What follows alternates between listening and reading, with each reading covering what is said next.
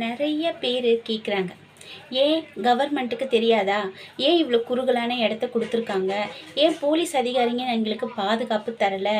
ஏன் இந்த இவ்வளோ நெரிசலில் அப்போ இல்லாத ஆம்புலன்ஸ் எல்லாம் இப்போ வந்திருக்கு அப்படின்னு நம்ம எல்லாருமே கேள்வி கேட்குறோம் இல்லையா? ஆனால் அதில் என்ன யூஸ்?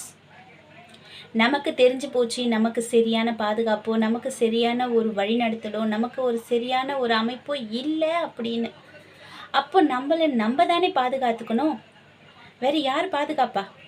நம்ம குடும்பத்தை நம்ம தானே பாதுகாத்துக்கணும். வேறு யார் பாதுகாப்பா? இன்றைக்கி கொடுக்குற 10 லட்சமாகட்டும் 20 லட்சமாகட்டும் எவ்வளவோ அந்த உயிருக்கு ஈடாகுமா? நீங்கள் இழந்ததை திருப்பி உங்களால் கொடுக்க முடியுமா? எல்லாருக்குமே ஒரு ஆசை தாங்க.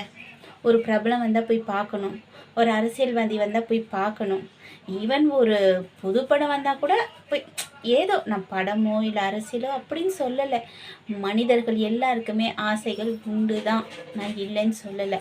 ஆனால் பாதுகாப்பு இல்லாத அந்த ஆசைகளை நம்ம அனுபவிக்க ஏன் ஆசைப்படணும் தான் நான் கேட்குறேன். நம்ம குடும்பத்தில் வாழற ஒவ்வொருத்தரும் நமக்காக வாழறோமா? கொஞ்சம் யோசிங்க. அப்படி நம்ம வாழ்ந்திருந்தா நம்ம வேலைக்கு போகணும், சம்பாதிக்கணும்னு அவசியமே இல்லைங்க. அவ்வளோ காசும் நமக்கு தேவைப்படாது. ஆனால் நம்ம வாழறது எல்லாம் எதுக்காக? நம்ம குடும்பத்தில் இருக்க நபருக்காக. அவங்க நல்வழிப்படணும், அவங்க சாப்பிடணும், அவங்க வளரணும், குழந்தைங்க வளரணும், ஒய்ஃப் நல்லா இருக்கணும், அப்பா அம்மா நல்லா இருக்கணும். இதுக்காகத்தான் நம்ம ஓடிட்டு இருக்கோம், உழைச்சிட்டு இருக்கோம் இல்லையா? ஸோ நீங்கள் இல்லை அப்படின்ற அந்த இடத்த இப்போ நிரப்ப போகிறது யார்? யார் உங்களுக்கு அந்த இடத்த நிரப்ப போகிறாங்க? எத்தனையோ பேர் தன்னோட குழந்தைகளை இழந்துட்டு தவிக்கிறாங்க, தன்னோட பையனுங்களை இழந்துட்டு தவிக்கிறாங்க, தன்னுடைய ஒய்ஃபை இழந்துட்டு தவிக்கிறாங்க. இந்த நபர்களுக்கு எல்லாருக்குமே எப்படி அந்த கொடுக்குற பணம் ஈடாகும் சொல்லுங்கள்? அது கிடச்சிருமா உங்களுக்கு? அதில் உங்களுக்கு சந்தோஷம் கிடச்சிருமா? இவ்வளோதான். அரசியல் பண்ணுறவங்களா இருக்கோ இல்லை மற்ற யாராக இருந்தாலும் சரி, அப்படியா சம்பவம் நடந்துருச்சா, இந்தாங்க உங்களுக்கு ஒரு 10 லட்ச ரூபா, இந்தாங்க உங்களுக்கு ஒரு 1 லட்ச ரூபா. இதையும் நம்ம கை நீட்டி வாங்கிக்கிறோம் பார்த்தீங்களா? அங்கே தான் நம்ம பண்ணுற தப்பு. அவ்வளோதான். நம்மளோட உயிர், நம்ம குடும்பத்தோட உயிரோட வேல்யூபிள்னு நம்ம நினச்சிட்றோம். எல்லாரையும் குறை சொல்கிறத விட்டுட்டு முதல்ல நம்ம மாறணும். நம்ம எடுக்கிற முடிவு கரெக்டானதாக இருக்கணும். நம்ம சேஃப்டியை நம்ம பார்க்கணும்.